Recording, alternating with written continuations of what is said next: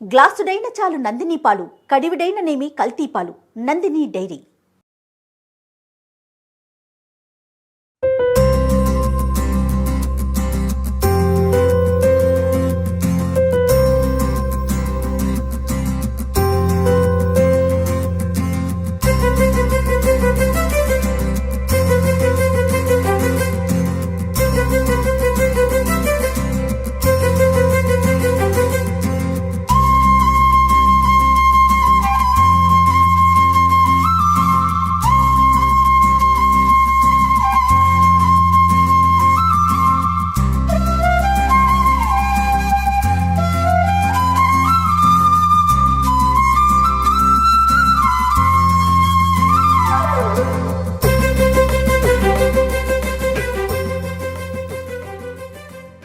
నమస్తే రమగారు. నమస్తే జయ. రమగారు, సంక్రాంతి వచ్చేసింది. సో సంక్రాంతి కనిపిస్తోందా? బ్రహ్మాండంగా. మనము దీప్తి శ్రీనగర్ లో ఉన్నటువంటి సత్యవనమ్మ టెంపుల్లో ఉన్నామండి. ధర్మపురి క్షేత్రం ఎంత అద్భుతమైన క్షేత్రం అంటే సకల దేవతలు కొలువై ఉన్నారు ఇక్కడ. ఆకుపచ్చగా కూడా. ఎప్పుడు స్టూడియోలోనే మాట్లాడతాం కదా, ఈసారి ఇట్లా కొంచెం మన కోసం చూడండి, ముగ్గులు వేసి గొబ్బెమ్మలు అన్ని రెడీ చేశారండి. సంక్రాంతి అట్మాస్ఫియర్ కనిపించాలనే ఒక ముఖ్య ఉద్దేశం, అంటే మళ్ళీ చూపించాలి అనేసి. ఏమనిపించింది రమ్మగారు? మీరేం మాట్లాడట్లేదు? నువ్వు మాట్లాడు. యాంకర్ నువ్వా నేనా? మన ఇద్దరి మధ్య తేడా ఉందా? Anchor guest. అసలు యాంకర్ అవకాశం ఇస్తున్నారా నాకు మీరు? మరి నువ్వు తీసుకోవాలి. రైట్. భోగి పండుగ శుభాకాంక్షలు రమ్మగారు. భోగి గురించి ఒక్కసారి మాట్లాడుకుందాం. సుమన్ టీవీ ప్రేక్షకులందరికీ భోగి పండుగ శుభాకాంక్షలు. సంక్రమణానికి ముందు వచ్చే రోజు, ఎప్పుడు సంక్రమణానికి ముందు రోజుని భోగినే అంటారు, ఒక రోజు ముందుని. అలా మనకు అట్లా అలవాటైంది. అవును. అయితే సూర్యుడి గమనాన్ని బట్టి మనకి ఉత్తరాయణం దక్షిణాయనం తయారవుతాయి. ఉత్తరాయణ పుణ్యకాలానికి ముందు రోజు చాలా ప్రముఖమైన రోజుగా దీన్ని చెప్పుకుంటాం. అవును. ఇప్పటిదాకా అంటే ఒక 5-6 నెలలుగా మనం దక్షిణాయనంలో ఉన్నాం. రకరకాల చీడపేడలు, వానలని, చలిని, యమదంశలుగా పిలువబడే మాసాలు దాటాం. చలికాలపు ఎఫెక్ట్ దాటి ఎండాకాలపు నడకలోకి వెళ్ళబోయే ముందు రోజు మనకి జనవరి 1 పండగలాగా చేసుకుని ప్రపంచం అంతా హడావిడిగా అలిపోయింది. అవును. ఊగిపోయినా కూడా ఏ తేడా రాదు ముందు రోజుకి వెనక రోజుకి. ఇవాళ ఒక్క రోజులో ఎంత తేడా వచ్చేస్తుందో. వాతావరణం మారిపోతుంది, సూర్యకాంతి పెరుగుతుంది, అటు ఇటు మారుతుంది, ఒకేసారి నడక మారిపోతుంది. అవునండి. ఎంత చేంజ్ వచ్చేస్తుంది ఒక్క రోజుకి. పండగ మర్నాడు వచ్చేసరికల్లా మళ్ళీ పూర్తిగా మారిపోతుంది. అంత మార్పులకి కారణమైన ఈ రోజుని మనం భోగిని ప్రత్యేకంగా చేసుకుంటాం.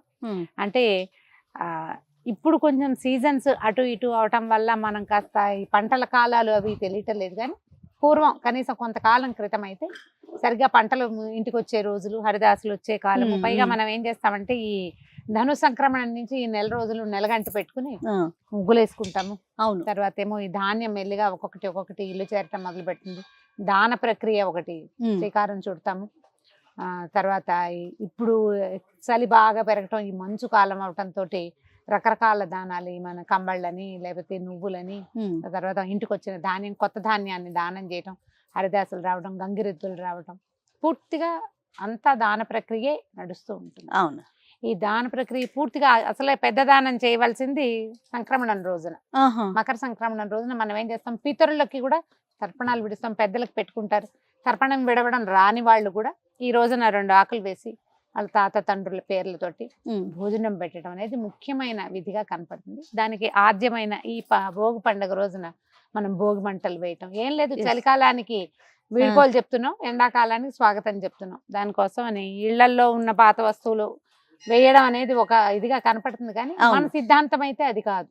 మనం ఏం చేస్తామంటే వాకిళ్ళు శుభ్రంగా తుడిచి దాన్ని చక్కగా ముగ్గేసి ఒక పవిత్రమైన మంట కిందే భోగి మంటను పెట్టుకుంటాం. అవును. కొన్ని ప్రాంతాల్లో అయితే భోగి మంటల దగ్గరికి వెళ్ళేటప్పుడు స్నానం చేసి వెళ్ళాలి. మా దగ్గర లేదు జయ ఆ విధి. మేము వేసాకే మనం స్నానాలు పోసుకుంటాము, కానీ అట్లా కాదు. తలంటి పోసుకుని భోగి మంట దగ్గరికి వెళ్ళింది మన ఉత్తరాంధ్ర అంతా అట్లాగే చేస్తారు. అవునండి. తలంటి పోసుకోవాలి, అట్లా వెళ్ళకూడదు. పాచిమొహాలతో మంట దగ్గరికి వెళ్ళటం తప్పు. ఈ అగ్నిని ఏ మంట అయితే భోగి మంట వెలిగిస్తామో దీనిని అగ్నిహోత్రం లాగా భావిస్తారు. అందుకని తప్పకుండా తలస్నానాలు చేసేసి తెల్లవారుజామున 3ంటికి స్నానం చేయటం, 4:30కి భోగి మంట వేయటం. ఈ భోగి మంటలో మనం ఈ నెల రోజులు పెట్టిన తాలూకు గొబ్బిళ్ళ తాలూకు పిడకల్ని చక్కగా చిన్న చిన్న దండలుగా గుచ్చి అవి కూడా వేస్తాం.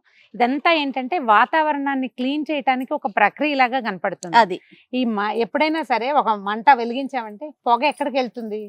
మంట ఇక్కడ ఉంటుంది, పొగ పైకే కదా వెళ్ళేది, వాతావరణంలో కలిసిపోతుంది కదా. అందుకని ఏం చేస్తారంటే బాగా ఎండిన చెట్ల కొమ్మలు అలాంటి వాటిని అంటించి వాటల్లో ఈ పిడకలు, పైగా ఈ పిడకలు ఏంటి జనరల్ గా ఆవు పిడకలు, తర్వాత అందులో ఈ మన గుమ్మడి పువ్వులు, బంతి పువ్వులు అలాంటివి, గరిక లాంటివి పెడతారు. అవన్నీ ఎండుతాయి కదా, ఇప్పుడు అవన్నీ కాలుతాయి. ఈ కాలిన మంట తాలూకు పొగ మళ్ళీ వాతావరణాన్ని క్లీన్ చేస్తుంది. ఈ నెల రోజుల నుంచి పొగ మంచు ఉంది. అవును, ఈ పొగ మంచులు రకరకాల క్రిములు చేత అన్ని దగ్గులు జలుబులే కదా మనకు వచ్చేది. అవును, ఈ దగ్గు జలుబు వాటికి ఈ పొగ వైద్యం కింద పనిచేస్తుంది. ఓవరాల్ గా చూసుకుంటే మన భోగి మంటలు కానీ లేకపోతే ఈ గొబ్బిళ్ళు పెట్టడం కానీ ఇదంతా కూడా ఖచ్చితంగా వాతావరణాన్ని శుభ్రం చేసే విధానమే కనపడుతూ ఉంటుంది. ఇంచుమించు మన పండుగలన్నీ అంతే చూడు. ప్రతి పండుగ వెనుక ఒక ఆరోగ్య రహస్యం దాగి ఉంటుంది కదా రమ్మ గారు. అందుకని ఈ భోగి మంట వేసేటప్పుడు ఏ చెక్కలు పడితే ఆ చెక్కలు వేయటం, చాటలు చీపుళ్ళు లాంటివి పడేయటం రమ్మగారు చేయకూడదు. వింటూ ఉంటాను, మిగిలిపోయిన వస్తువులన్నీ కూడా భోగి మంటల్లో వేసేస్తూ ఉంటారు. పనికిరాని వస్తువుల్ని, మిగిలిన వాటిని మనం ఒక్కటి ఆలోచించాలి. ఈ పొగ మనం ఏదైతే మంట వెలిగించి భోగి మంటని మనం ప్రత్యేకంగా చేస్తున్నామో దాంట్లో నుంచి వచ్చే పొగ మన వాతావరణాన్ని క్లీన్ చేయాలంటే చెత్తలు పడేస్తే ఇట్లా అంతే కదా, శుభ్రమైనవి మంచివి చక్కటి చెక్కలు పనికి వచ్చేవి, వాతావరణానికి పనికి వచ్చేవి కదా. అంటే ఈ ప్లైవుడ్ లాంటివి వెలిగించకూడదు, టైర్ల లాంటివి పడేయకూడదు, బట్టలు పడేయకూడదు, అవి కాదు. అవి కాకుండా మనం ఏం చేయాలి, ఈ పిడకలు లాంటివి గనక వేసి మంచి బాగా ఎండిపోయిన మొద్దు వెలిగిస్తే గనక ఎక్కువ గంటల సేపు మంట వస్తుంది. ఈ చలి కాచుకోవటం, తర్వాత ఏమో ఈ పిడకల పొగని ప్రధానంగా వాతావరణానికి అందించడమే ముఖ్యోద్దేశంగా కనపడుతుంది. తెల్లవారుజామునే తలంట్లు పోసుకోవడం. భోగి అంటే మనం సంక్రమణం అప్పుడు తల అంటకూడదు, అందుకని ఒక రోజు ముందైన భోగి పండుగ రోజునే తలకి నూనె రాసుకోవటం, పెద్దవాళ్ళు ఎవరితోటైనా అభ్యంగన స్నానం చేయటం, నెత్తి మీద నూనె పెట్టించుకోవటం, అవును, తర్వాత చక్కగా తలంట్లు పోసుకోవటం, స్నేహితులతోటి కులాసాగా పెద్ద పండుగ కదా, పెద్ద పండుగ కదా మనకి. సంవత్సరం మొత్తానికి ఒకటే పెద్ద పండుగ, పెను పండుగ అంటారు. పెద్ద పండుగ అవటం వల్ల ముందు రోజే మనం తల స్నానం చేయాలి. ఆ విధి భోగినాడు చేయటమే ప్రత్యేకమైన పద్ధతి. చక్కగా నువ్వు అభ్యంగనం చేయటం, ఎక్కడున్న వాళ్ళైనా పండక్కి ఇంటికి వచ్చేసేయటం. కొత్త అల్లుళ్ళకి ఫస్ట్ పండుగ అంటే ఇంకా మరీ విశేషం. కొత్త కోడళ్ళకి, కొత్త అల్లుళ్ళకి విశేషమైన పండుగ ఉంటుంది. భోగినాడు తప్పకుండా చేయవలసింది ఏంటంటే నువ్వులు తింటాం. నువ్వులు తినటం, నువ్వులతో ఏదైనా చికెనో లడ్లు లేకపోతే మనం చిమ్మిరి లాంటితో చేసుకోవటము, వీటిని పంచుకోవటం. తర్వాత బొమ్మలు పెట్టే ఆచారం ఉన్న ఊళ్ళలో భోగినాడు బొమ్మలు పెడతారు. ఈ నెల రోజులు ధనుర్మాసం నడిచింది కదా, అమ్మవారు భోగి పండుగ రోజునే గోదాదేవి రంగనాథ స్వామిలో ఐక్యమైంది. ఆ రోజునే ఆమెకి కళ్యాణం జరిపించారు కాబట్టి విష్ణువాలయాలన్నిట్లలో మన గోదా కళ్యాణం చేస్తారు. అవకాశం ఉన్న వాళ్ళు దేవాలయానికి వెళ్ళటం, చక్కగా గోదా కళ్యాణాన్ని కళ్ళారా చూసి అంతే ఆమె ఎట్లా భగవంతుడిలో ఐక్యమైందో అది కూడా తెలుసుకుని చక్కగా తీర్థం ప్రసాదం స్వీకరించడం, చుట్టాలు పక్కాలందరినీ పిలుచుకోవటం, స్వీట్లు, లడ్డూలు లాంటివి, అరిసెలు లాంటివి తయారు చేసుకోవటం, కలిసి జరుపుకునే పండుగ. అందుకని ఏం చేస్తామంటే ఏదో మన ఇంట్లో మనం కాకుండా కొంచెం ఫ్రెండ్స్ ని, అవును, వాళ్ళని వీళ్ళని పిలుచుకుని సరదాగా జరుపుకునే పండుగ కదా, అందరం కలిసి కుటుంబం అంతా కలిసి జరుపుకునే పండుగగా భోగి పండుగని ముందుకు తీసుకెళ్దాం. ఈ రోజున తప్పనిసరిగా చేయవలసిన విధి ఏంటంటే అభ్యంగనం చాలా ముఖ్యమైనది. పెద్దవాళ్ళు ఉంటే వాళ్ళతోటి తలకు నూనె పెట్టించుకోవటం, లేకపోతే ఇక మనమే ఇంట్లో ఎవరు పెద్దవారు ఉంటే వారితో, అంతే కదా రమ్మగారు. అంతే, రైట్ రమ్మగారు.